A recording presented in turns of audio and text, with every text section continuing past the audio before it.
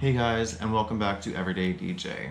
So, I'm going to apologize up front. I'm a little bit tired. It's super late here in Okinawa. Well, not super late, but it's about 2 a.m. here.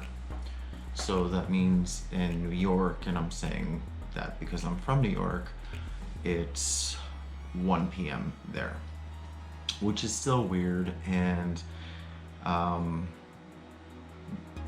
by the title of this video, I'm sure you can kind of tell what I'm going to talk about.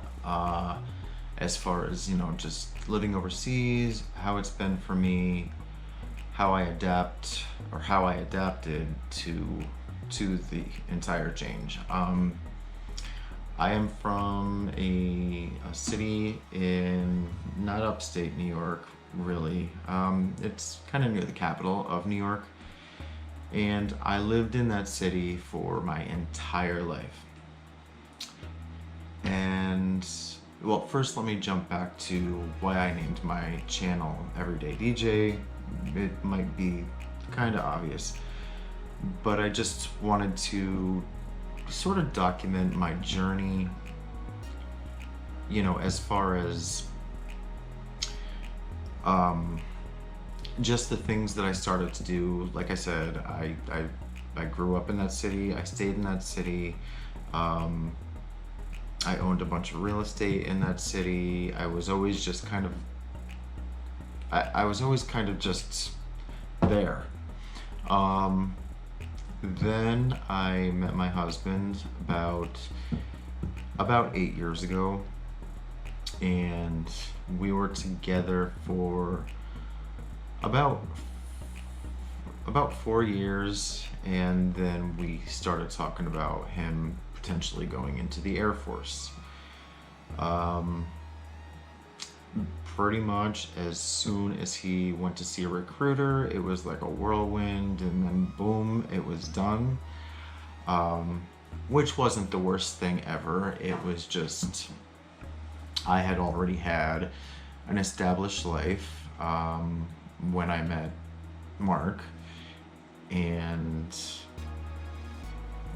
he had moved into my place with me, so, which wasn't a big deal. I'm just saying that to say I have an idea of where I'm going with the story.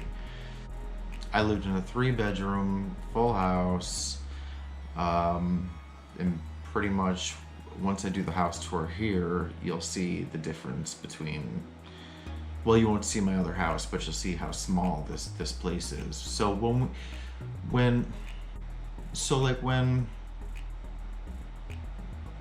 the Air Force thing was all discussed and decided on, like I said, it happened so fast. In the meantime, this was Mark left for BMT in January of 2018. Yeah, it was January 9th. So while he was in BMT, I had been looking into full-time RVing for a while, because that's what I wanted to do. And sorry again if I seem a little blah, I'm just tired. But I just had the idea to make this video because there were some things I wanted to talk about, and I realized that my channel, really, I show, some like exploration videos, and a lot of them are okay videos, but keep in mind I'm fairly new to YouTube and editing and all that. So I was doing my best anyway. But like I said, my channel, I wanted it to be more about my life and about me, but it's kind of difficult to talk to a camera and know that potentially the whole world could see it. It's a little bit intimidating, I guess you could say. I don't really mind it because it's more of a personal experience, because I am talking to the camera, and I kind of don't care who sees it. If I had the whole world in front of me, I could not do this as easily, obviously. So jumping back to my story, I ended up, while Mark was in BMT, he got kind of hung up in med holds, so his BMT was a little bit longer. He had hurt his foot, I think that's what it was, and I decided to it was March of 2018, and I was like, all right, well, I still want to do the full-time RVing thing, because I knew that, once he was done, we were going somewhere. I just didn't know where, but I knew it was going to be out of New York. So when I bought the RV, I ended up buying an RV. It's in one of my other videos. I just showed a picture of it and I talked about it briefly. I think it was in the About Us video. So when I bought it, it needed a bunch of work, and I worked on that solid for like 2 months. I would say more than full time. It was quite a bit of work, and I just basically renovated the inside and made it super clean, all nice and new, and but it was a 1989 still, so the camper was still like 35 years old. So long short of that story was, between when he got out of BMT, and in between, before he started tech school, he flew home and we drove the RV down to Texas while he was gone, because we figured we would just stay in that while he was in tech school. So that's what we did. We drove it all the way down, and we had some funny situations with the RV. They weren't funny at the time. In hindsight, they're funny. On the way there and on the way back, it was really stressful. Would I do it again? I probably would do it again, but with a newer RV, which by the way, we totally intend on, as soon as we ended up back. All right, I'm getting ahead of myself a little bit, so let me just back up. So we lived in it for about 4 or 5 months about. We stayed at a campground. It was great. It was super cheap. It was a nice campground. Had everything we needed, and it was nice because on weekends when he was off, we could literally just unplug the RV, and we would ride it up to like the Wichita Mountains. I think that's in Oklahoma or northern Texas. I'm not sure, but that's where we would go, and we used to do it, fairly often, and it was a good time. But like I said, it was stressful with an older RV. So then we found out that Mark's orders were to, come to Okinawa, Japan, which we were like, oh, that's cool.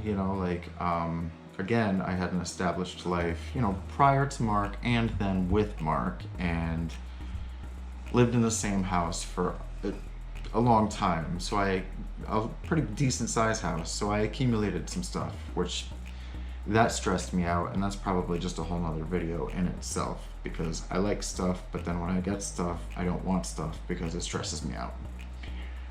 That's a whole thing. So when we found out that we were coming to Japan, so that's where I'm actually recording from, is Okinawa, Japan. As I said in the beginning of the video, because I told you what time it was here. I wanted to, so when in fact we found out for sure that we were coming here, I was like, crap. Because I knew I had a house full of stuff. I knew the movers were gonna come and pack everything, and which alleviated some of the stress, but it was all still there. So when we left Texas, we literally had about 30 days. Yeah, about 30 days to get home and figure out what we were taking with us, what we were putting in storage, and what just basically had to go in the garbage, more or less. And it was either garbage or we gave it away, which that still kind of haunts me because everything happened so fast that when I think back of some of the things, which is fine, it's over with, and letting go of that many things was kind of really relieving. So we did that, and I think once we drove back home, we had 2 weeks pretty much before the movers actually came. So everything, not only did we have 30 days before we had to leave, we had like 2 weeks before the movers actually came.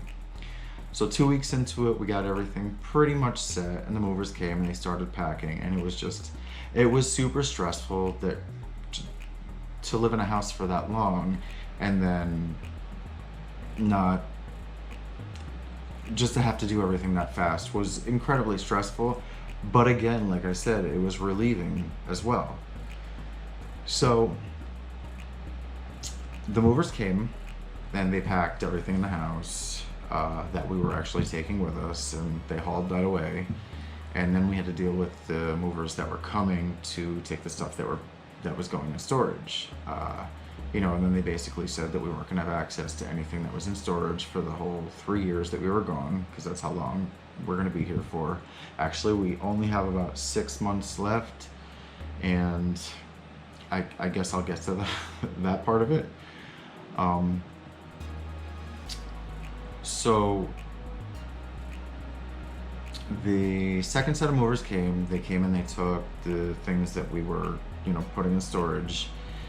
And now we were basically down to, cleaning the house, and all we had in the house were some pillows, an air mattress, and some blankets, and obviously the fridge and the stove were still there because, I still have the house. It's just they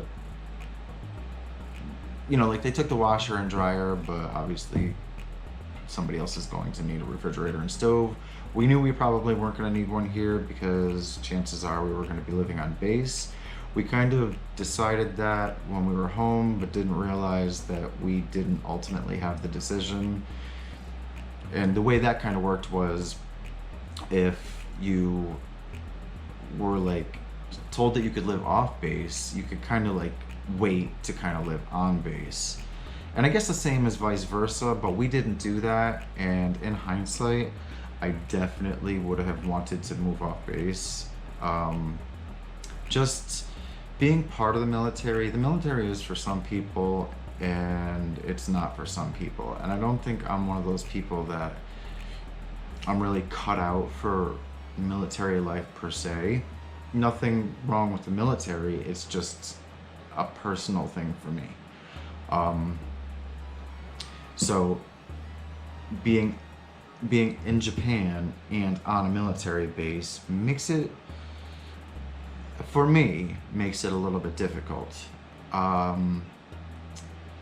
As far as just, it's hard to meet friends off base because everyone's Japanese and there's the language barrier, which, that's understandable. And it's, I don't know. So we've been here for 2.5 years, and I feel like it's been forever long. Which I'm not complaining about being here, but Okinawa is a beautiful place to visit for, a while, but I think you take things for granted, especially when you live here. And believe me, I know it's kind of a privilege to be here and have the military flip the bill for us to come live in really beautiful Okinawa. But it doesn't make it any less stressful. And I think a lot of military and military families I think they stress after a certain period of time of being here. And it's kind of like, from what I've seen, the people that have, come and have left, or that I've met, and actually they've left before us, they can't wait to leave, and then when they leave, they miss it. And of course, you miss what, I think that that's a normal a normal thing. But that's where I'm at. I'm kind of at a point where I'm ready to go. As far as dealing with the last 2.5 years, I'm not saying I dealt with it, but the whole pandemic, let me say that. The whole pandemic just did not make any of it any easier, because not only now were we in a foreign country, you know, we planned on like, you know, maybe visiting like Thailand and Australia and just all the surrounding countries, and we just weren't able to do any of that. And it's so frustrating knowing that we're here and we're that close and we can't do anything, which is a super bummer. And I know everyone everywhere is, you know, in the same circumstance. It's just very unfortunate that we were able to come here and just weren't able to do much with it. You know, there's a lot of beautiful beaches, and we've been to a lot of them. Again, you can check my other videos, and like I said, they're more like, I don't want to say touristy, but they're more or less just kind of showing some of the things that are on the island, and me kind of just getting used to, you know, videoing and editing and just, you know, showing everyone, aside from the other people that are here YouTubing, what Okinawa has to offer. Because everyone can find something different and something cool in Okinawa. There is just so much here to see. Like, you can literally be here for as long as we have and you won't see it all. There's just that much to see.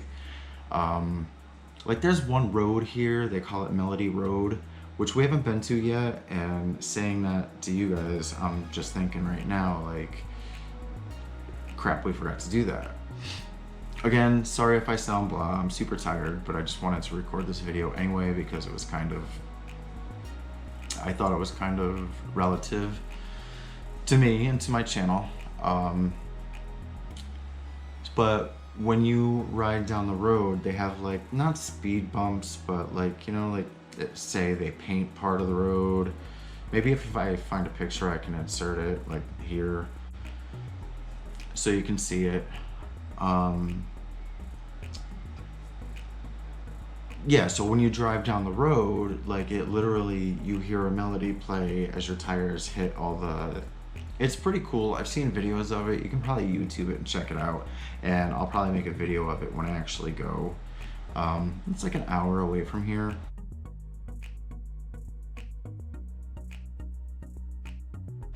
But we do live right on Kadena Air Base, very close to Gate 1.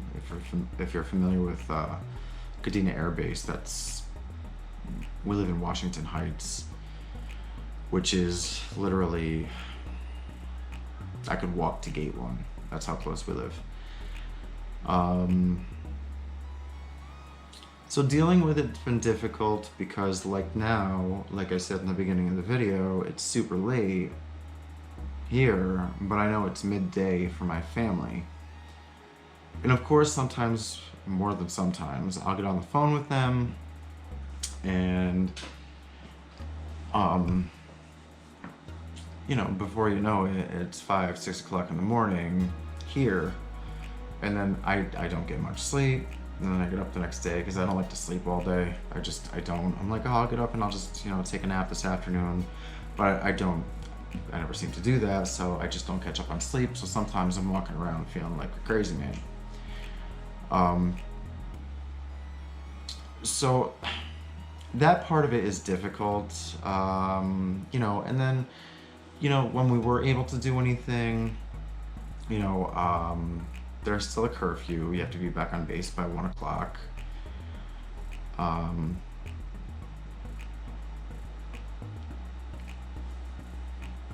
it seems like everything here kind of closes early, especially again with the pandemic, everything closes early. So I feel like the experience has been a very good one, and we've done a lot. I mean, we've gone to, which We've camped a lot at Akuma Beach, which is it's at the top of the island. It's towards the top of the island. And that's a lot of fun to do that, you know, but it gets so hot here that it's like, it could be 95 degrees, and with the heat index, it's like 110, 115. It's just so humid. And again, I'm not complaining. I'm just saying, because I don't mind that weather. I mean, it gets hot, but when you know that, like, sometimes when we were camping, we literally have to just like start the car, let it run with the AC on, and just sit in the car for a little while to cool off. And of course, go in the ocean, or, you know, and again, I'm not complaining at all. I'm just saying, you know, pretty much the things that we have done. So we've gone to Akuma many times. They do have cabins there that you can rent, and we've done that a few times. It's nice up there, but it's like an hour and a half, 2 hour drive, which that's not bad either, considering, you know, I want a full-time RV, which that's something else that I want to get into, and I'm probably speaking like multiple videos right here, but that's all right, because you'll probably hear me talk about some of this stuff in other videos. So first thing we're supposed to do, like if we do go back to the States when we leave here, which we don't know that yet either, is I really just want to, and Mark does too, we both just want to buy, because we still have our camper at home. I bought a Class C, and I say I bought it because he was in BMT and I didn't tell him that I bought it. I just bought it, remodeled it, and then I told him, basically. So that's still sitting at home. So when we get home, we're gonna sell that one, and then we're just gonna upgrade to a much newer, like Class A. Mark wants to get a Class A. I'm fine with that. Listen, I just want to be on the road and traveling and seeing the country, and I want to see our country, and by our country I mean like the US, the country I'm from. There's nothing wrong with anywhere else in the world, it's just I haven't seen all of what the US has to offer. So I guess there's only one other place that we can end up overseas with the job that Mark has, and that would be England, or there's like a few places in the States. And I think like the biggest problem for me is I miss my friends and family, and as I said in another video, I wanted to go home. Well, he just recently went on a TDY to Alaska, and I wanted to go home to see family while he was on his TDY. But what makes it difficult is we bought a dog when we got here, and not just any dog, it's my little Marley, and he's in a lot of my videos. And I just feel terrible, like I can't leave him here, or the place that we bought him from offers like a doggy hotel, but I'm just not comfortable doing that. You know, like those of you that have pets, you totally understand. Like it's just, they're part of the family, and I don't have a friend here that I would actually trust to keep Marley for as long as I would have been gone. So it would have been like 3 weeks, but then I found out, as I said in another video to you guys, I found out that I could potentially have to stay in mainland for 2 weeks to quarantine there if I couldn't get like a direct flight or something. I don't know. It started to get too convoluted, and I didn't want to like, it just seemed like more work than it was worth just to fly back to New York. And I shouldn't say just to fly back to New York, because it kind of mattered. And it probably would have been helpful as far as the ready to go feeling that I feel from here. Like I'm ready to pack everything now, even though we don't have to pack it. Yeah, like I said, the pandemic definitely didn't help. With really anything. I do, well, my career, I flipped houses, I have a real estate brokerage, and we had a hair salon in New York. So currently here, yeah, I could sell real estate remotely from here, but that seems like far too chaotic, and more than really what I feel like I can do. So I was just basically doing hair here, but then with the pandemic, that even became like just a whole difficult thing to do. So coping with being overseas is, it's obviously a case-by-case basis. Everything was great, like with all the firsts, and it's still great. It's just being limited on what we can do because of the pandemic is just, it's too much, you know? So it exhausted our time here, I feel, prematurely, and didn't really need to. I mean, there are a lot of outdoor activities that we can do. And like I said in another video, I bought a paddleboard, and I totally didn't mean to buy that paddleboard, but it was in my cart and I checked out, didn't notice until I saw that it shipped. I got the email that it shipped, and I was like, oh crap. So we're probably gonna go to Okuma, the place that I was talking about, and try it out up there. There's so many places you can use a paddleboard here, but I have a fear of the water, so it's gotta be like, I gotta start out easy. And Okuma would be a good place to do that. And I don't know, I'm not sure, I don't have a video of Okuma yet, but you could probably just YouTube Okuma. When we go, I'm definitely gonna make a video. But it's so nice there, and it's just, yeah, it's nice. It's relaxing. So I guess overall, for me, it's been a good experience,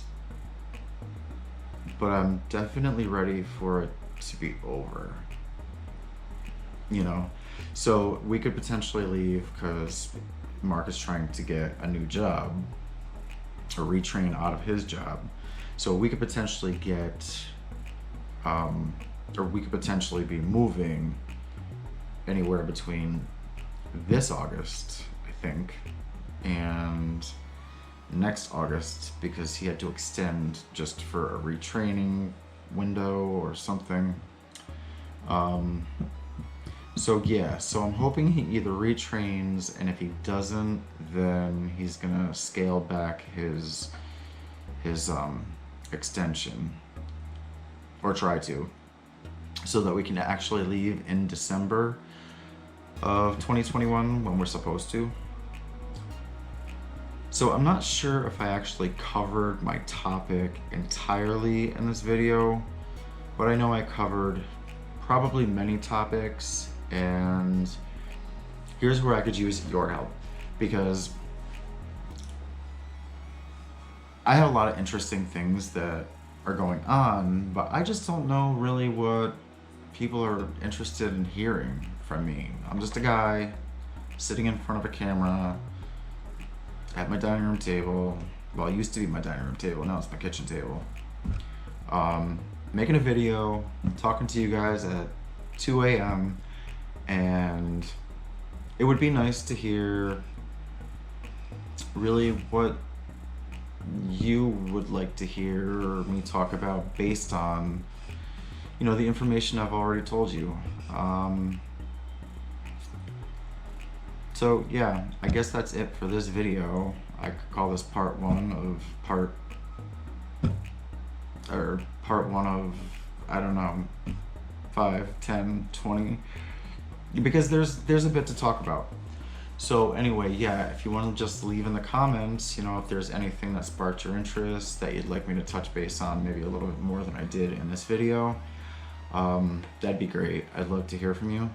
And if you could just hit the thumbs up for this video if you thought, or if you liked the video, that would really help me out. And if you're not subscribed, and if you could think about subscribing, that would be cool too. All right guys, thanks for watching and for taking the time to watch my video. I'll see you again.